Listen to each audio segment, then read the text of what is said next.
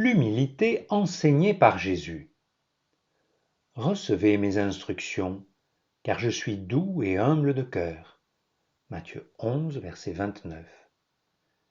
Quiconque veut être le premier parmi vous, qu'il soit votre esclave.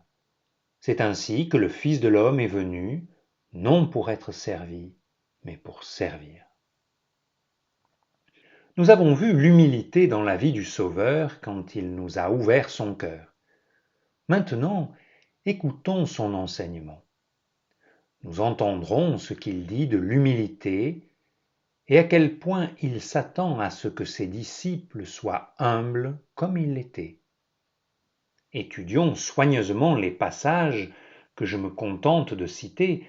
Nous aurons alors une idée de la place capitale qu'elle occupe dans son enseignement.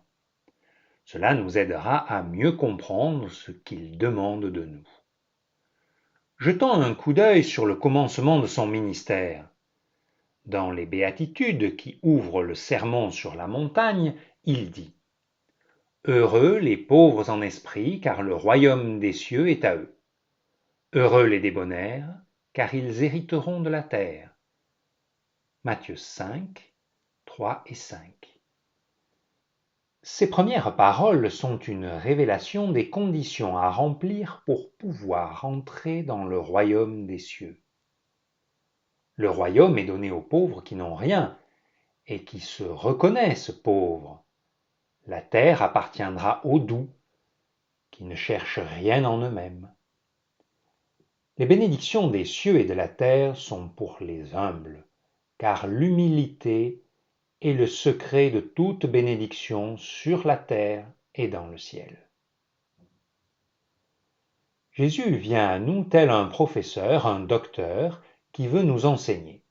Recevez mes instructions, car je suis doux et humble de cœur, et vous trouverez du repos pour vos âmes. Matthieu 11, verset 29. Il nous dit ce que nous trouverons en lui en tant que docteur, dans quel esprit il nous enseignera et ce que nous apprendrons et recevrons de lui si nous entrons à son école. La douceur et l'humilité sont les seules choses qu'il nous offre. En les recevant, nous trouverons le repos parfait de l'âme. L'humilité sera notre salut. Les disciples avaient discuté entre eux pour savoir lequel était le plus grand dans le royaume des cieux, et ils s'étaient accordés pour le demander au Maître. Matthieu 18, 3, Marc 9, 33 et 34 et Luc 9, 46.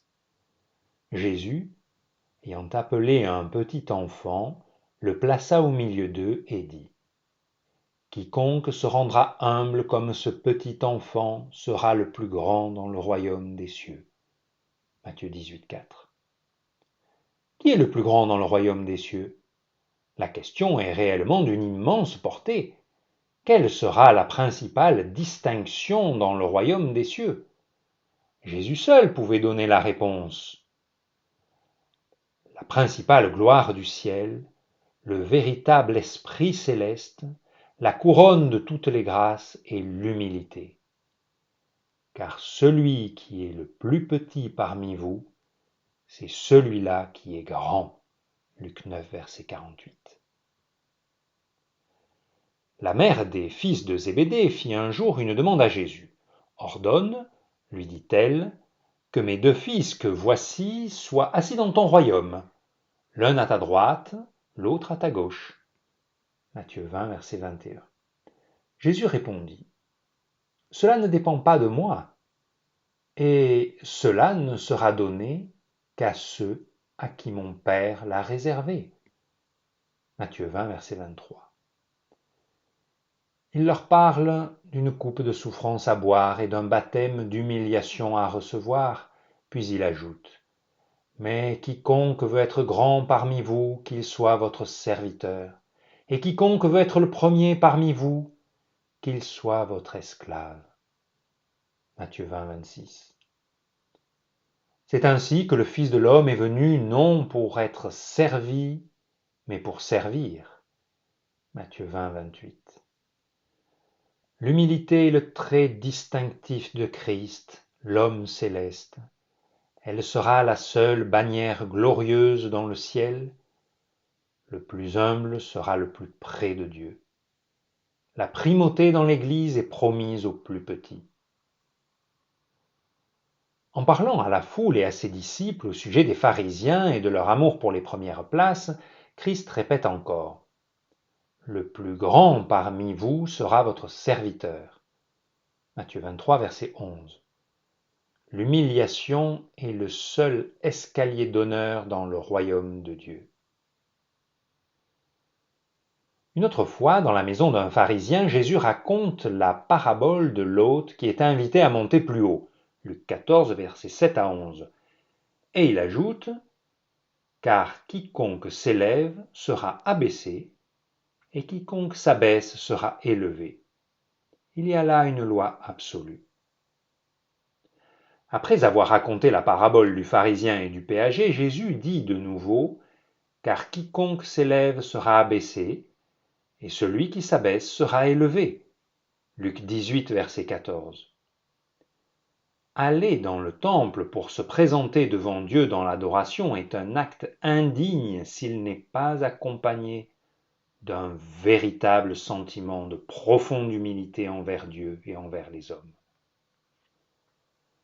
Lorsqu'il eut lavé les pieds de ses disciples, Jésus leur dit : « Si donc je vous ai lavé les pieds, moi, le Seigneur et le Maître, vous devez aussi vous laver les pieds les uns des autres. » Jean 13, verset 14. La nécessité de donner à l'humilité la première place dans nos cœurs et dans nos vies nous est montrée encore ici avec une grande force par l'exemple et la parole du Sauveur. Quand le Seigneur institua la Sainte Seine lors du dernier repas avec ses disciples, ceux-ci se querellaient pour savoir lequel d'entre eux devait être estimé le plus grand. Luc 22, 26. Jésus leur dit : « Que le plus grand parmi vous soit comme le plus petit, et celui qui gouverne comme celui qui sert. Je suis au milieu de vous comme celui qui sert. » Luc 22, versets 26 et 27. Le sentier dans lequel Jésus marcha et dans lequel il nous invite à marcher, la puissance et l'esprit dans lesquels il nous a sauvés, c'est toujours l'humilité qui fait de nous les serviteurs de tous nos semblables. Hélas, cette vérité est insuffisamment enseignée et pratiquée. On la laisse dans l'ombre. Son absence est trop peu sentie et confessée. Je ne dis pas combien peu de chrétiens arrivent à ressembler à Jésus dans son humilité, mais combien peu sont même préoccupés du besoin de la rechercher et de la posséder. Le monde, hélas, la voit très peu en nous. Quiconque veut être le premier parmi vous, qu'il soit votre esclave. Matthieu 20, 27. Oh, que Dieu nous fasse comprendre et croire par le Saint-Esprit ce que Jésus nous dit ici. Nous savons tous ce que doit être le caractère d'un fidèle serviteur. Son devoir est de se consacrer aux intérêts de son maître, de chercher à lui plaire, de prendre plaisir à l'honorer et à travailler à son bonheur. Il y a sur la terre des serviteurs qui possèdent ces sentiments et qui mettent leur gloire à bien servir. Sont cela nos dispositions à l'égard de Dieu ? Notre but est-il de faire toujours ce qui lui est agréable ? Trouvons-nous notre plus grande liberté dans le service de Dieu ? Si oui, nous avons besoin maintenant d'apprendre une autre leçon.